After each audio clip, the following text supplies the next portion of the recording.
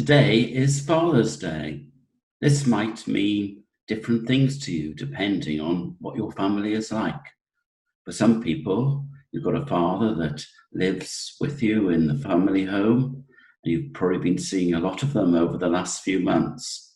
Perhaps they've been working from home, helping you with your schoolwork, or helping you play and doing nice things with you. For some people, you might just have a dad that you see at the weekends or sometimes during the week. Or for others, you might not have a dad at all. But today we're going to think of God as our perfect Father and what He's like as a father. I'm going to start, as I sometimes do, with a quiz, and that's on famous dads. Now there are 7 questions. 7's a really good number in the Bible, the perfect number. So I hope these are perfect questions for you. And all you've got to do is to guess the dad. So question 1. Which famous dad has children called Charles, Anne, Andrew, and Edward? 5, 4, 3, 2, 1, let's start. The answer is Prince Philip. They're all his and the Queen's 4 children. Next question, number 2. Which famous dad lives in 10 Downing Street and had a baby boy earlier this year? 5, 4, 3, 2, 1, let's start. The answer is Boris Johnson. Number 3.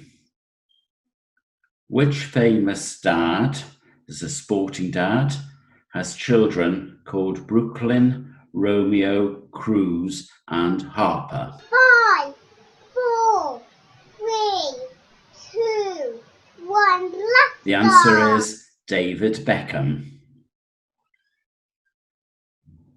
This dad is a famous dad to a footballer called Jamie, and he's also concerned with football, but he did win I'm a Celebrity, Get Me Out of Here recently. 5, 4, 3, 2, 1, let's start. The answer is Harry Redknapp. Number 5. This dad only has one child, a boy called Eric, and he's quite a terrifying judge on TV shows. 5, 4, 3, 2, 1, let's start. The answer is Simon Cowell. We're getting there because we're up to number 6 now. This Springfield dad has children called Bart, Lisa, and Maggie. 5, 4, 3, 2, 1, let's The answer start. is Homer Simpson. Hope you're doing okay because we're on to the last question now. This famous dad has children called George, Charlotte, and Louis. 5, 4, 3, 2, 1, let's This is start. another royal one because the answer is Prince William. I'm sure one story that many of you know is the story of Aladdin. You might have seen the pantomime, seen the film, or even read the book about it. Well, in the story of Aladdin, he finds a lamp, and when he rubs the lamp, there comes a genie who can give him wishes. And when you get to the end of the story, after a few ups and downs, Aladdin gained great wealth and the love of a beautiful princess. I wonder what you would feel like if you had a lamp and you could wish for anything. You might think it's a lovely thing to be able to do, but sometimes the things that we wish for are not the best things for us. And that's what happened to someone in the Bible story we're going to read or think about today. There was once a father who had 2 sons. One day, the younger son said to the father, "Father, could you give me my inheritance?" That's a big word, inheritance, isn't it? Now that's the money and the things that you would get normally after your father dies. A strange thing to ask because his father was still alive. But the father thought about it. He loved his sons and decided they could have the money now. And because he was fair, he split it evenly between them, so they both got half each. But the younger son, very soon after he received the money, he decided he had so much money, he didn't have to stay at home. He could go to another place, another country, and have some fun with it. So when he left, he thought, I'm gone for good. I'm going to have a really good time away. I'm grown up now and I can do what I want with all these riches that I've got. So he just left, went away. He left a big farm where his dad worked hard with many hired men. Everything that he needed there was there. And he left his father, who trusted him enough to give him all that money. Father must have felt very sad because he'd lost his son and his son had gone away and he didn't know whether he'd ever see his son again. Well, when the son went away, he felt really good. I've got all this money, and he spent it on all sorts of things. He ate out every day. He wasn't going to buy food and cook it.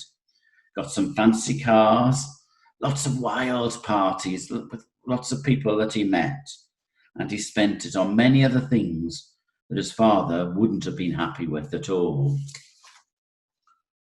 But after he'd spent all his money, things weren't the same.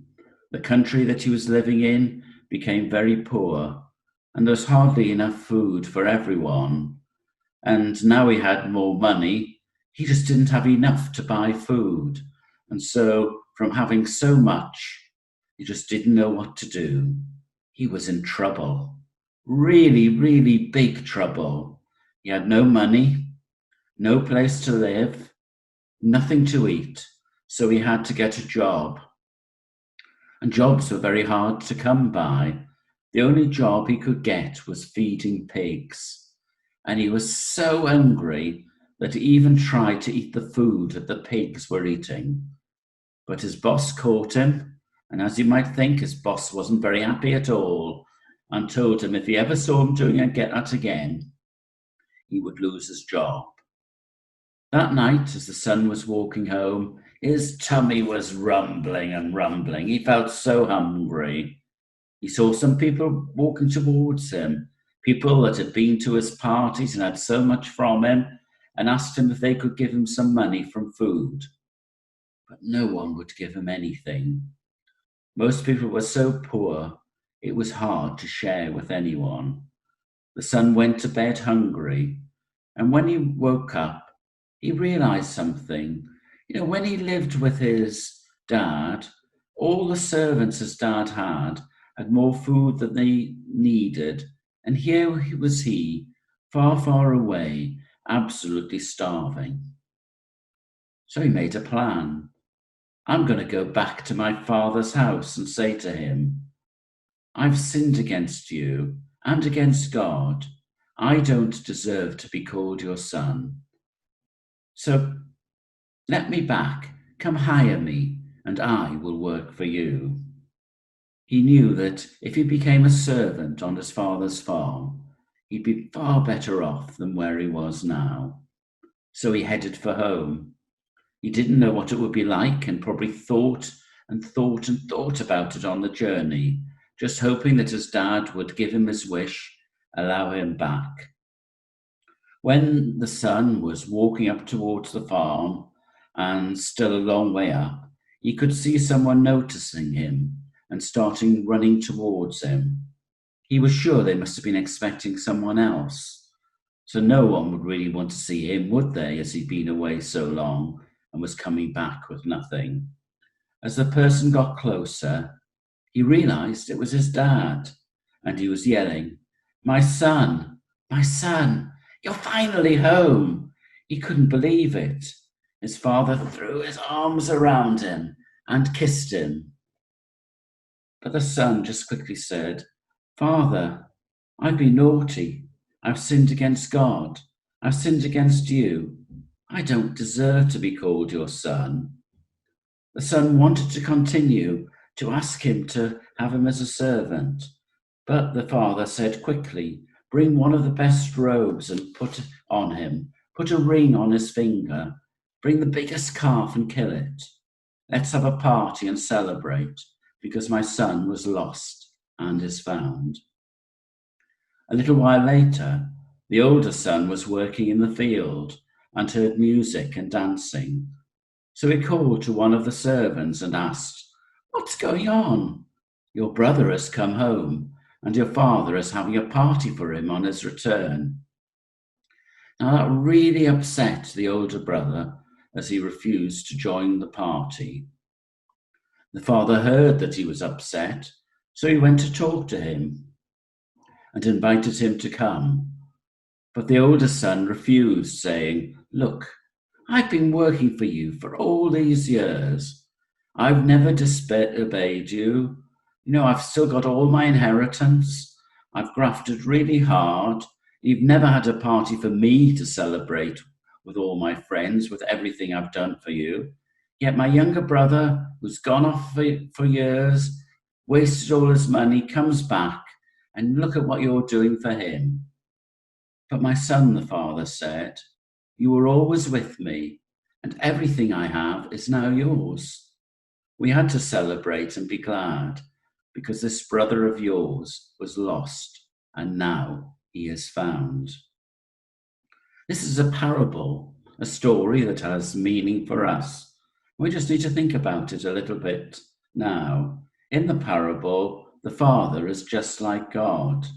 This is how God is. If we run away from him, if we start doing things that we shouldn't, he doesn't give up on us, however long we've been away from him, whatever we've done, because he loves us, and he'll truly forgive us if we've changed our ways, come back to him and say sorry for everything we've done. Now, the older brother in the story is probably a bit like, many of us might happen if it happened to us. We might be upset if a younger brother or sister ran away for a long time and did a whole bunch of bad things and then came back and your parents threw a big party for them. The father who had been wronged was forgiven, but the eldest son who had not been wronged was unforgiven. Jesus gives us a clear picture of what God is like. God is truly kinder than us. So if you've been going through a time when you feel you've been away from God, running away from God, just come back to him. Say sorry to him. And we've got a Father there that's longing to put his arms around you and bring him back to yourself.